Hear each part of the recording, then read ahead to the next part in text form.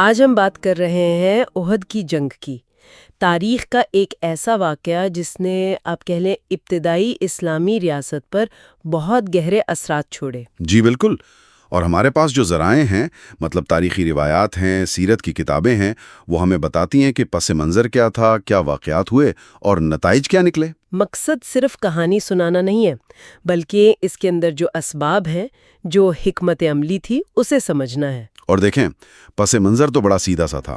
بدر میں جو قریش مکہ ہارے تھے نا، اس کا بدلہ لینا تھا۔ وہ چاہتے تھے کہ بس کسی طرح اپنی عزت بحال کریں اور جو لوگ مارے لئے تھے ان کا حساب برابر ہو۔ اچھا، تو انتقام کا جذبہ تھا؟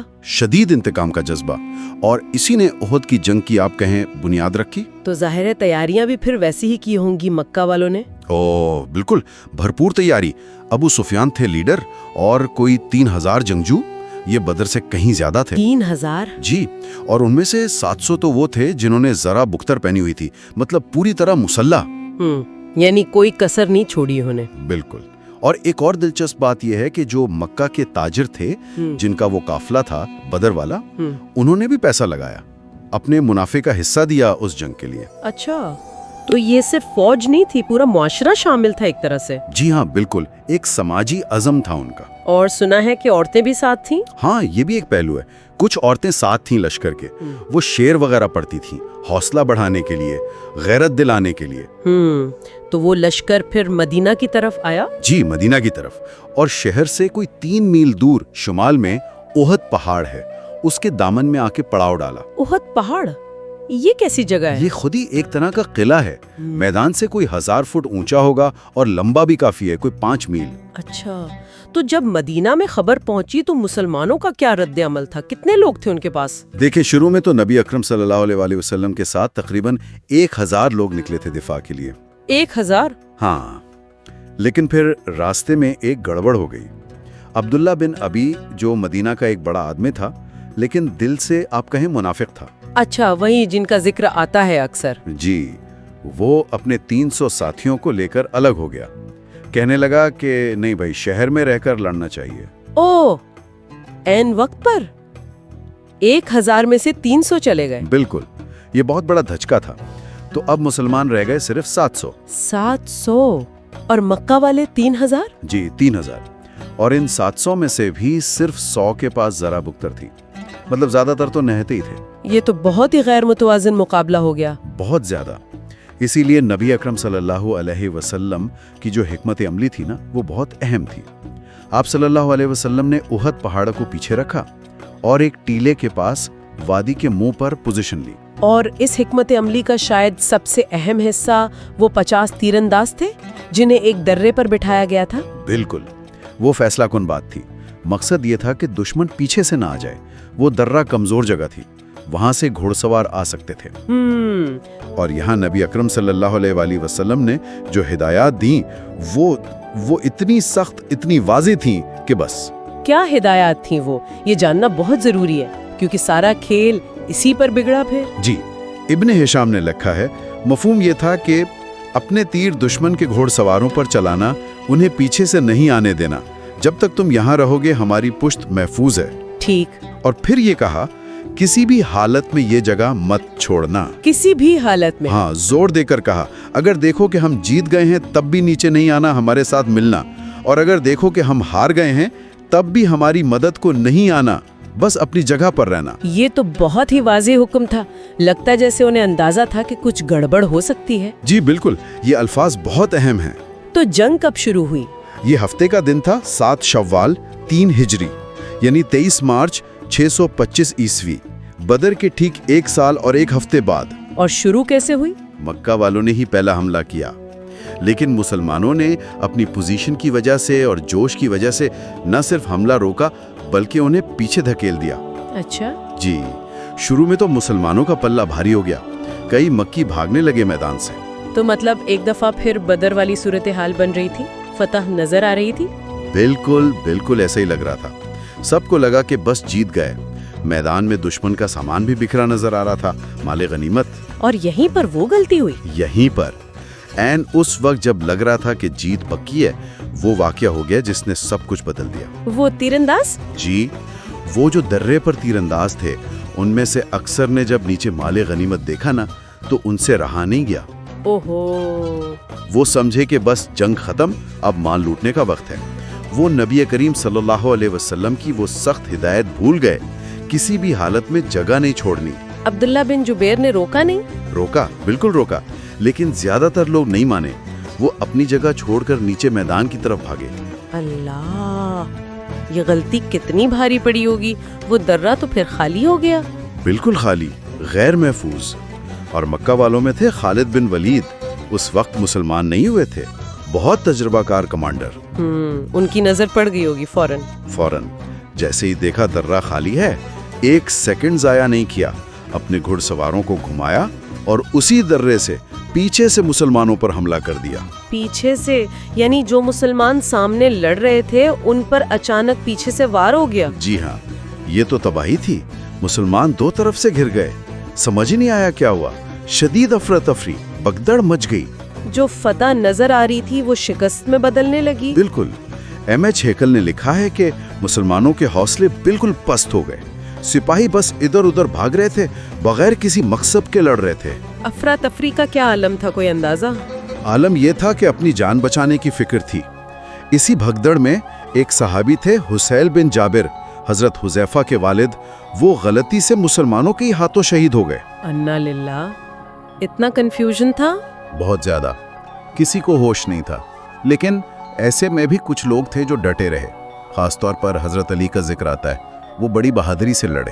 اور نبی اکرم صلی اللہ علیہ وسلم، آپ کہاں تھے اس وقت؟ آپ صلی اللہ علیہ وسلم بھی دشمن کے گھیرے میں آ گئے، شدید حملے ہوئے آپ پر، آپ زخمی بھی ہوئے، آپ کے دانت مبارک شہید ہو گئے۔ یا اللہ، یہ تو بہت مشکل وقت ہوگا۔ بہت ہی زیادہ، مسلمانوں کے لیے انتہائی تکلیف دہ تھا۔ یہاں بھی حضرت علی اور کچھ اور صحابہ نے آپ صلی اللہ علیہ وسلم کے گرد گھیرا بنایا اور دشمن کو پیچھے دھکیلا۔ لڑائی تو بہت شدید رہی ہوگی، ختم کیسے ہوئی آخر؟ بہت لمبی چلی، تھکا دینے والی جنگ تھی۔ آخر میں مکہ والے پیچھے ہٹنے لگے۔ کیوں؟ وہ تو جیت رہے تھے۔ شاید وہ بھی تھک گئے تھے، یا انہیں لگا کہ کہیں مسلمانوں کی کوئی اور فوج نہ آ جائے، یا شاید انہیں لگا کہ بدلہ لے لیا، مقصد پورا ہو گیا۔ وجہ جو بھی ہو، وہ پیچھے ہٹ گئے۔ لیکن جاتے جاتے بھی انہوں نے وہ جو شہداء کے ساتھ کیا، ہاں، وہ بہت ہی آپ کہیں وحشیانہ حرکت تھی۔ غصہ نکالا انہوں نے، مسلمان شہداء کی لاشوں کی بے حرمتی کی، ان کے ناک کان کاٹے، جسے مسئلہ کہتے ہیں۔ یہ بہت برا تھا۔ اور حضرت حمزہ کے ساتھ جو ہوا وہ تو بہت ہی دردناک ہے۔ جی، حضرت حمزہ نبی اکرم صلی اللہ علیہ وسلم کے چچا، بہت بہادر، انہیں وحشی بن حرب نے نیزہ مار کر شہید کیا۔ لیکن اس کے بعد ابو سفیان کی بیوی ہند، اس کا باپ بدر میں حضرت حمزہ کے ہاتھوں مارا گیا تھا، اس نے بدلہ لیا، حضرت حمزہ کی لاش کا پیٹ چاک کیا، ان کا جگر نکالا اور اسے چبایا۔ استغفر اللہ۔ یہ اتنی بری حرکت تھی کہ بعد میں ہند کے بیٹے حضرت معاویہ کو بھی لوگ تانا دیتے تھے، ابن عاقلۃ الاقباد، یعنی جگر کھانے والی کا بیٹا۔ یہ تو دشمنی کی انتہا تھی۔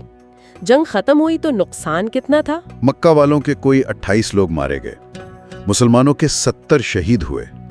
یہ بدر کے مقابلے میں بہت بڑا نقصان تھا۔ 70؟ بہت زیادہ۔ جی، ابو سفیان نے جاتے ہوئے تانا بھی دیا کہ اگلے سال پھر ملیں گے بدر میں، اور لشکر لے کر چلا گیا۔ مسلمانوں نے کیا کیا، بس جانے دیا؟ نہیں، یہاں بھی ایک حکمت عملی تھی۔ نبی اکرم صلی اللہ علیہ وآلہ وسلم نے، حالانکہ مسلمان تھکے ہوئے تھے، زخمی تھے، فوراً ایک چھوٹا سا دستہ بنایا۔ اچھا، کس لیے؟ ان مکہ والوں کے پیچھے بھیجا، علامتی طور پر، یہ دکھانے کے لیے کہ ہم ہارے نہیں ہیں، ہمارے حوصلے بلند ہیں، ہم اب بھی لڑ سکتے ہیں۔ اس کا کوئی اثر ہوا؟ نفسیاتی اثر تو ہوا۔ جب ابو سفیان کو پتا چلا کہ پیچھے آ رہے ہیں تو وہ گھبرایا تھوڑا اور تیزی سے مکہ کی طرف بھاگا، لیکن جاتے جاتے پیغام چھوڑ گیا کہ میں واپس آؤں گا تم لوگوں کو ختم کرنے۔ احد کے بعد مدینہ کے حالات تو پھر مشکل ہو گئے ہوں گے، جنگ کا نقصان، دشمن کا ڈر۔ مشکل تو تھے، لیکن پھر ایک اور عجیب واقعہ ہوا۔ احد کے کچھ عرصے بعد مکہ میں اور آس پاس سخت قحط پڑ گیا۔ قحط؟ ان لوگوں پر جنہوں نے ابھی جنگ کی تھی؟ جی ہاں، کھانے پینے کی شدید کمی ہو گئی۔ جب مدینہ میں نبی اکرم صلی اللہ علیہ وآلہ وسلم کو پتہ چلا تو آپ صلی اللہ علیہ وسلم نے کیا کیا؟ یہ تو وہی لوگ تھے جنہوں نے اتنا ظلم کیا تھا۔ جی، یہی تو بات ہے جو حیران کرتی ہے اور سوچنے پر مجبور کرتی ہے۔ نبی اکرم صلی اللہ علیہ وسلم نے مسلمانوں سے کہا کہ ان کی مدد کے لیے چندہ جمع کرو۔ ان دشمنوں کی مدد کے لیے؟ جی، اور مسلمانوں نے جن کے اپنے حالات کوئی بہت اچھے نہیں تھے پھر بھی دل کھول کر مدد کی۔ کافی سامان اور رقم جمع ہوئی تو وہ مکہ بھیج دی گئی۔ کیا مکہ والوں نے لے لی وہ مدد؟ اور کیا اس سے دشمنی کم ہوئی؟ مدد تو لے لی کیونکہ ضرورت بہت تھی، لیکن افسوس دشمنی ویسی ہی رہی۔ اسلام کی مخالفت نہیں چھوڑی انہوں نے۔ مطلب انسانی ہمدردی کا جواب دشمنی سے ہی ملا۔ جی، اس سے پتہ چلتا ہے کہ لڑائی صرف فوجوں کی نہیں تھی، نظریات کی بھی تھی۔ تو احد کی جنگ نے بہت سے سبق سکھائے۔ فوجی شکست بھی تھی، اندر کی کمزوریاں بھی سامنے آئیں، دشمن کی بربریت بھی دیکھی، اور پھر یہ غیر معمولی اخلاقی رد عمل بھی۔ بالکل، سب سے بڑا سبق تو وہی تھا، لیڈر کی بات ماننے کی اہمیت۔ وہ 50 تیر انداز، ان کی ایک غلطی، ایک حکم نہ ماننا، جیتی جنگ ہارنے کا سبب بن گیا۔ کسی بھی حالت میں جگہ مت چھوڑنا، یہ بات تو ہمیشہ یاد رہے گی۔ بالکل، اور پھر ایمان کا امتحان، صبر، مشکل میں ثابت قدم رہنا، یہ سب بھی سیکھا مسلمانوں نے۔ زخم کھانا، اپنوں کو کھونا، ہار دیکھنا، پھر لاشوں کی بے حرمتی، یہ سہنا آسان نہیں ہوگا۔ بالکل نہیں، لیکن ان تجربات نے مسلمانوں کو اور مضبوط کیا۔ انہیں اپنی کمزوریوں کا پتہ چلا، اتحاد کی اہمیت سمجھ آئی۔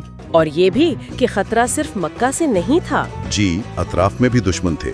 خیبر کے یہودی قبائل تھے، بدو تھے، اور شہر کے اندر بھی منافقین تھے۔ تو احد صرف ایک جنگ نہیں، ایک پورا باب ہے جس میں بہت کچھ ہے۔ حکمت عملی، انسانی فطرت، اطاعت، نافرمانی، بہادری، بزدلی، ظلم اور اعلیٰ اخلاق بھی۔ بالکل صحیح کہا آپ نے۔ اور آخر میں ہم سننے والوں کے لیے ایک سوال چھوڑ جاتے ہیں جی، کہ جنگ احد میں اتنی شکست، اتنا نقصان اور مکہ والوں کی طرف سے اتنی وحشت دیکھنے کے بعد بھی قحط کے وقت انہی دشمنوں کو مدینہ سے امداد بھیجنا، اس فیصلے کے پیچھے کیا سوچ تھی؟ کیا یہ صرف اخلاقی بلندی تھی، ایک مثال قائم کرنی تھی، یا اس میں کوئی گہری، کوئی لمبی پولیٹیکل اسٹریٹجی بھی چھپی تھی، خاص طور پہ جب دشمنی بھی قائم تھی اور خطرات بھی ہر طرف تھے؟ اس عمل کو کیسے دیکھا جائے، اس پر ضرور سوچیے گا۔